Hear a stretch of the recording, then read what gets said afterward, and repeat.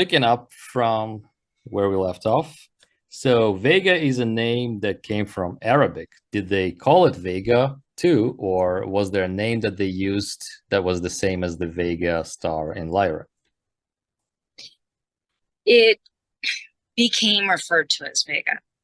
It's yes, from Arabic, but before that, I don't know what it was called. Mm-hmm. They're native species to the planet that's aquatic, and we don't really get along with them. So Hmm. I know the original name of the planet. They would know. Okay. But you knew that this was Vega, how? It was referred to in the That, programs, or? no, that's what it was always referred to when family referred to it. That Mm-hmm. planet was Vega. I'm assuming they were told it was Vega, not the original name, because basically what it comes down to is we're descendants of a colony, so there's been a little bit of filtering coming down with Mm-hmm. that. I see. They came and took me when I was about 7.5, Mm-hmm. and I don't mean in my head. I mean took me out of the room Yeah, because I in a foster care house, right. and they one handler came and took me out of the room. Mm-hmm. I mean, it was like a big to do, and from there they each had this thing that it was a device Mm-hmm. that opened a micro quantum singularity, a Mm. little small. Okay.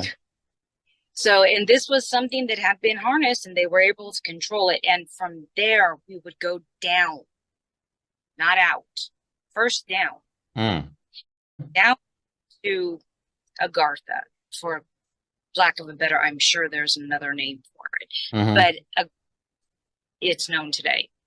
Um, and we went down this hallway and right. And when we turned right, there was a huge cavern, I think is the best word for it, Yep. where they kept ships. And yes, from the ship through another jump gate. Mm. And this is a lot of the same thing there. Now, I am not 100% sure. I do not have the math skills to calculate the time differential. But I remember a few months on Vega when I was Right. little, Mm-hmm. and then a gap of 10 years. I see. So I'm not sure if that's I have partial amnesia or if there's a time differential and I really didn't forget anything because there's nothing to remember. Okay, so from Agartha on a ship to Vega. So these Syrians, and you said there is another aquatic ones too. These Syrians that you were with, what? Five? 5 different colonies on Vega, Okay, and the aquatics are the natives. I see. Okay, and you didn't get along with them very well. They don't like anybody. I see. So So okay, let's start with the Syrians that you stayed with or that you're familiar with. What did they look like? they have long black hair. It's straight, between 7 to 9 feet tall, depending on what part of because we they stay on the continent. Mm-hmm. They we are from Southern Vega, and when I say we, I mean our clan Okay. is from. So Southern Vega, most of the time, if in the duration of a year, which is not a year long, but in the duration of one solar return, Mm-hmm. most of Southern Vega is in darkness because it's tidal locked planet, Mm-hmm. and it has a orbit. So during the little bit of the light season, that's kind of all we get, and then you get the rest of the solar return. I'm going to say year. The rest of it is 2/3 in darkness. So the colorations of people from Southern Vega are not the same as the people from Northern Vega. Northern Vega is like washed in light. Mm. And I mean, 2 different suns. So they have basically been bleached, I guess you'd say. Mm. So they have tones, and you got to give factors for mutation, I guess you'd say. It's when people originally came there, they did have like feline ancestry has different colors on the skin. Okay. That's due to the change in suns and light and moving to a planet that doesn't rotate, but it is tidal locked. You have changes in the way the radiation and the people evolved from there. So we went from those factors where the yellow that was on our clan, the yellow and we have yellow, red, white, black, and brown. Not everybody has a black, but anyway, the change in exposure to the radiation, change the colors of the skin, also made, from what I'm told, the fur fall out. Oh. Yeah, the ancestors actually had fur. And I So don't mean like they were had to, feline. They were feline Syrians? Oh my God. yeah, different So clan. you're a cat basically? It's not experience. It's the constellation that's referred to as Lyra. Yes, had feline ancestry, and they were bipedal. Not all Lyrans are Syrian. Right. True. Of course. I about the rest. I only know that our ancestors were called the Urma, and my particular clan's ancestor that saved us was Na'aruk. And he stayed and he made sure the ship got launched off. So I see. Okay, so these people that have evolved so far were, you said, 7 to 8 feet tall, long black hair, correct. mostly humanoid, right? Well, they mostly look like that today. There's some, as far as I know, there are 3 total clans. I've only met ours face to face. Okay. So the other, I haven't met in person. So for our clan, we still have dark features with the dark hair. We have some of the red that comes through, but even actually darker. Okay, usually it's closer to this kind of, I want to say muddy blood red. It's very dark. Okay. And outside of that, yes, the eyes are usually black, but few of the clans still have yellow in their eyes, which is meant to be considered an honor because it means you have some of the ancestors' DNA coming forward. Right. So, but the majority have black eyes. So yes, like grandmother has yellow eyes. My grandmother's a good description to give you. I'm sorry, it just occurred to me. Right. So my grandmother is 7 feet tall. Sounds so. You mean your grandmother there or here? There. There. Okay. Yes, I biological. I don't mean in astral projection. I don't mean in a past life, and I don't mean in my head. I mean biological grandmother. Your direct grandmother is actually Syrian, so you're gonna describe her now. Okay. All right. Sorry. Don't worry. She is 7 feet tall. She has long, straight black hair. She's in mourning. She wears very subdued clothes. Black eyes, very pale skin. Like I said, the skin changed as we were in the darker side of the planet. So all of us have very pale skin. You have that copper-based blood, the high cheekbones. She has denser bones than I do. Yeah, I have some biologically they're jacked up because I'm hybrid, but not here. And I don't think there's much. She does have gorgeous spots. Yeah, I was really hoping I'd get hers, but hers come down. Okay, and it's another one of those ancestral genetic aspects that some of the royal lines still have markers from the clans they descend from what they look like. She has those, and it is rare. So she honestly considered a very beautiful woman. Yeah, it's otherwise very human looking, right? No other features like the feline traits have been, no, right here we'll have the ridges. Yeah, I don't know what that's from, but you can see it on people. It's right there, and it dipped down about here on the side. So I think that's the main thing. Angled eyes, more angled than here. I see. So more angled this way, the ridges here, long black straight hair.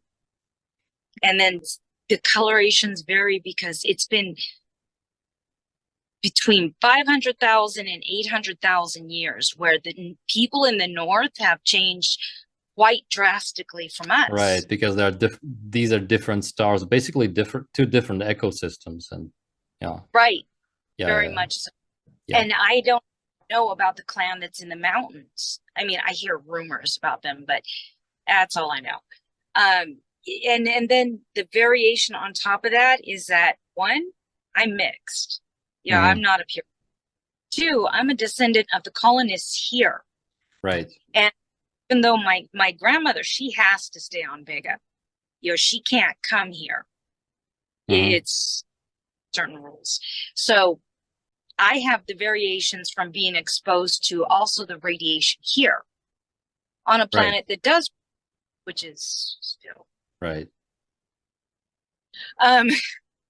But these are the variation. This is why I have more red present than she did. I see. Does. Okay. I assume they were feline hybrids originally as well, right? They weren't pure felines, right? Okay. And so No, Irma were not hybrids. The feline species is called, and the Irma, who were the ancestors, were not hybrid. My grandmother's, you know, she's Syrian. The other side of that's Anuna, you know, they have more hybrid. And you're a hybrid, so that's why you don't look like them completely. Okay. I look more like the Anuna. My biology is very Syrian, but I look more like the Anuna. So they have become more humanoid, you're saying? Since they were always a bipedal species. Right, bipedal, but I mean they've become more like human looking. Well, okay, I didn't ask you about the skin. The skin, the hands, the feet, how do they look? Do they like, what is it? Is it basically like people on Earth, or is it more like like a cat? There are a few different features. Like, from what I understand, people up north still have more elongated skulls. My grandmother's isn't considered, you know, a major thing. You know, it's not as big as other elongated skulls, but you know, I guess. Okay. His hair. Right. Hers about like this. Okay. Other people straight up. Okay. Angled. I see. But hers isn't considered like as pronounced. I should have mentioned that. But hers isn't considered pronounced. I assume the people up north are the same way, but I haven't met. Okay. Right. So the skin is the same as human, right? As ours? Yeah, paler, whiter. Paler, because right? Same skin. The hands are the same, 5 fingers, same shape. The feet, same shape. Yes. I think I'd say the fingers are longer though. Okay. Yeah, I've never seen anybody's feet, so I can't say that. Okay. So no tails, right? No tails. No tails. No visible fur, like. Yeah, the only thing that I see people as far as hair is on the head. I don't know about the men, so I'm sorry. Yeah, I don't know if they have body hair of any type. I don't know. I see. I found a lot of women, so but yeah, as far as the women, like there's no hair on the arms. I see. Okay. So what did this bonding with the planet Vega entail, and what do you remember doing there most, I guess? Like I said, I was there for a few months, and that in itself is one of those, I guess you'd say, ritual. I don't think it's considered a ritual, but it's a ritual where you take them out. In this case, it was me. So they took me to, in the forest, dug a hole in the ground, and you get in the ground. If you're going to connect with the earth, you got to be part of it. You got to be willing to get into it. Get in the dirt. And then it becomes that telepathic, you know, basically meditate, connect. You do it the same thing here with Gaia. I see. You know, it's tribal approach. Yeah, and that's a lot of what we stay by, which I should clarify that right there. Up north is where all the cities and the advanced technology and all that goes on.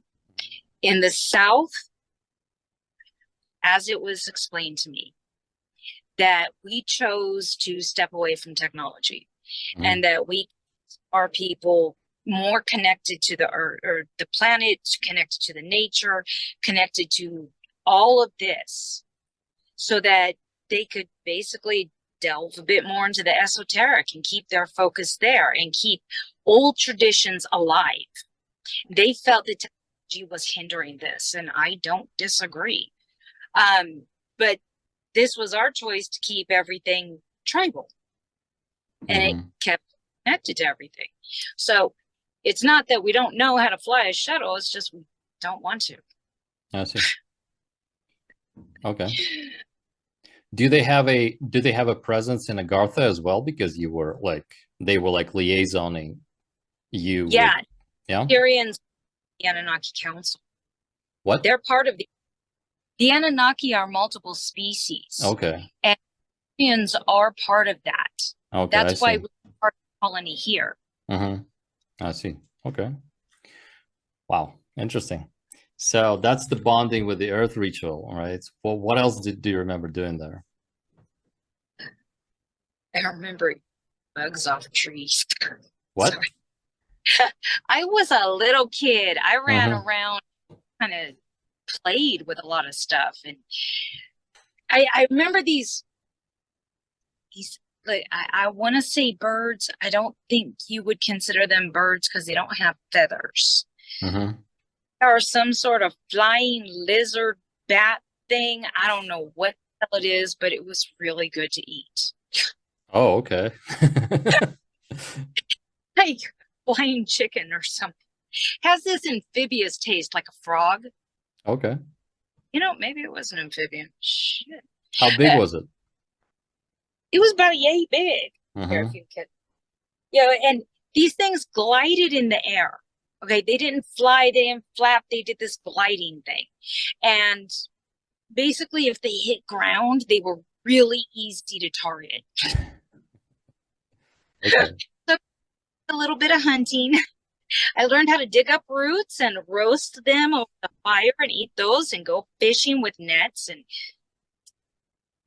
I have no idea why they taught me all this, to be honest, in hindsight. What do their dwellings look like? Is it more like tribal, primitive, or decent? Yeah. I mean, decently modern, but not too modern for them. No, they kept everything tribal. I'm serious. It was, which is why I got to go and play, the way I did. But no, everything is tribal. It is a very warm, humid planet. Okay. That is why I complain about how cold Earth is, not just from, but it still is a very warm, humid planet. And it's really not uncomfortable just to sleep outside. I mean, seriously, it doesn't get cold at night. It just kind of stays the same. Okay. Yeah, there's not a big, there's not seasons going on because the planets rotate. So you can sleep, you find a nice soft patch of dirt and it is awesome. Okay, I like more than I'm saying, but it's I don't know, it's kind of like you strip everything away, and once you become part of the planet, it's like discovering this whole new world. And it's... Are they telepathic and verbal? Yes. Or both? Yes? Yes. Both. Okay. So you could communicate like almost interchangeably, right? Yes. And okay. They developed the vocalization speech was to be able to communicate with other species that are not telepathic. Granted, there's a lot out there that are, but sometimes. I see. Okay. So this was a several months kind of what do you call it? A internship? Asian, are you kidding? I'm still playing. I'm like, dude, when I am done here, I want to go home and I want to go run around again. That's all I want to do for like a month. So how But old was your grandmother? she is,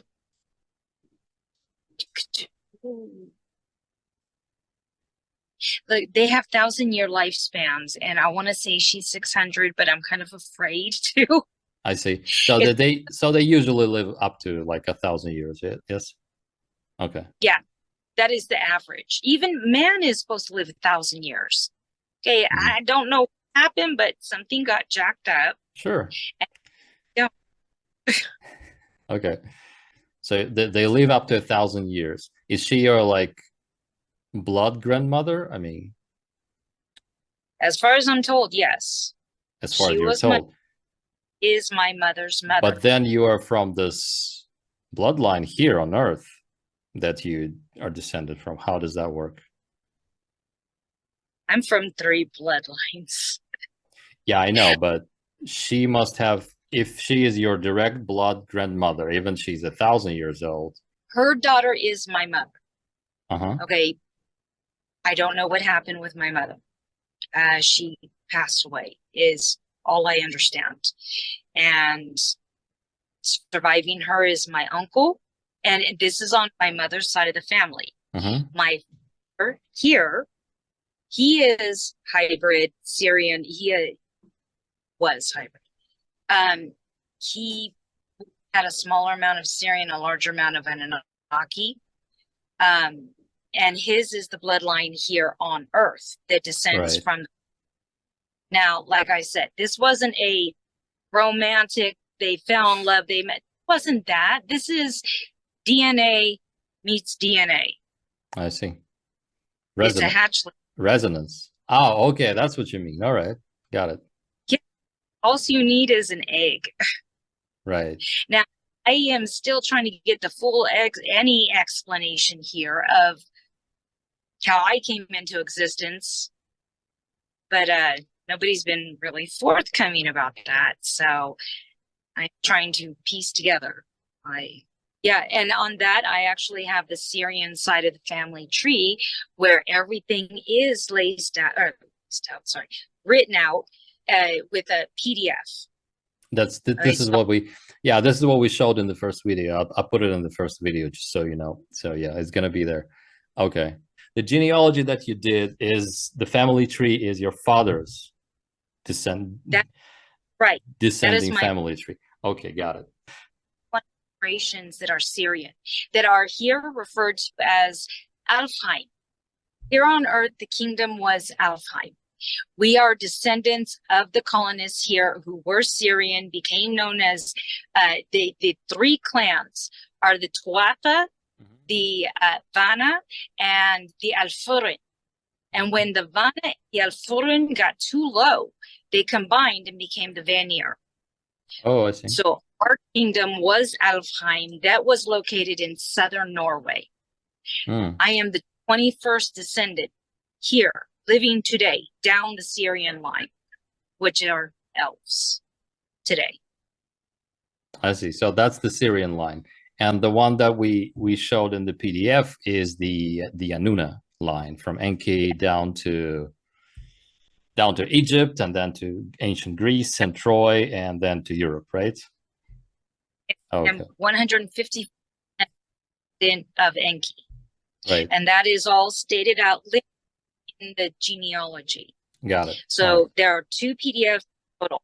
One is the direct relation from Nin-Ki down the Anuna line. The other one is direct. In that case, the oldest ancestor is called Sea Fairy, who's in first he is called Egir.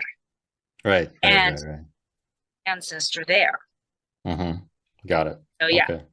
So about the arriving in Cambridge, you don't remember. So did they ask for your consent somehow? Because you said you consented.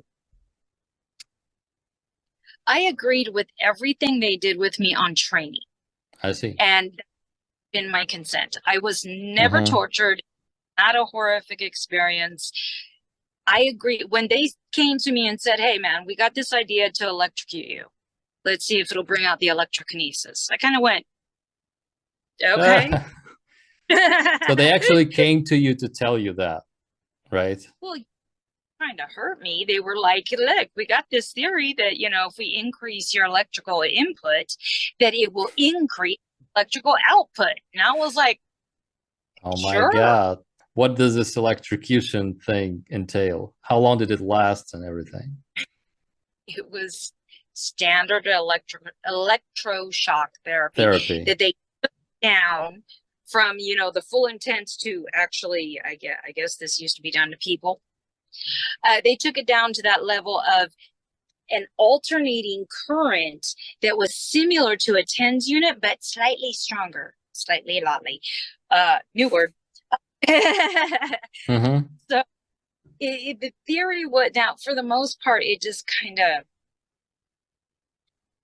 it was like getting stung 1,000 times across the surface of your skin.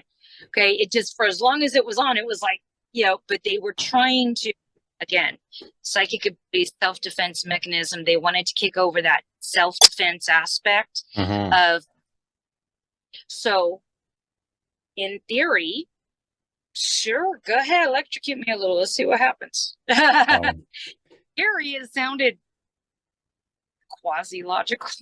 Right. So what was the result? Did they get what they wanted? No? They could not initiate the passive electrokinetic abilities that they believe I have. I have never been able to regulate that or actively get it going. Like I said, technically I'm a failed project. But yeah, it wouldn't initiate. They could not seem to get it to work. Yeah. It was, the passive, I'm really good with the passive stuff. The active kinetic abilities, it just would not. And even with weird ideas I have now going, well, maybe if I get a TENS unit, probably not. Okay. So what kind of tests would they give you and exercises for these things to kind of check whether it works or not? A lot of it had to do with learning how to control the visions, how to initiate them, the way they explained it was like a movie. Okay. You take the vision, you learn to pause it. You learn to rewind, pick up all the details, because when you have the synesthesia and your senses are doing this, you want to rewind it, replay it, go a little OCD, a lot OCD, so you can pick up all of the sensory information. That was the control aspect, because control is an important thing you can have going on in development. Think of it like you got to strengthen your core when you're doing workouts. You got to strengthen your core. Control is the core. So Wise was going back over and replaying this, redoing descriptions, stepping back a month later, actually forgetting the entire, and I mean intentionally, like putting it out of your mind, forget the entire vision, go back a month later, and all the details must line up perfectly. In order for accuracy, remember, they're trying to weaponize this. Yes. So in order to get a workable, viable, accurate vision that could be used equally the same way with the enemies, they're insurgents. You had to learn to have control. Yeah. You had to get that accurate data that is needed for whatever the op is. I see. That word is. So by vision, you mean remote viewing, right? Not at all. What is it? What was it? Clairvoyant. So it's a clairvoyant skill. No, what kind of a task would that be then? To view what? To view what? They never gave me any assignments like that. So I didn't go in and view anything. But with visions, they're not triggered the same way. It's not the same process. Okay. It is almost the opposite, because with the remote viewers, from what I hear them, they take them down to a skeleton type, bare bones. Don't put any opinion to it. Just look at what you see, and blinders is a good way to say it. Right. With the clairvoyant visions, it is not that.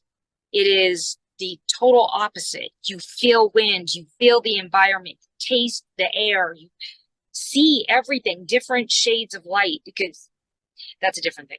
But as far as where, you don't need to have coordinates. All you need to do is focus on a target.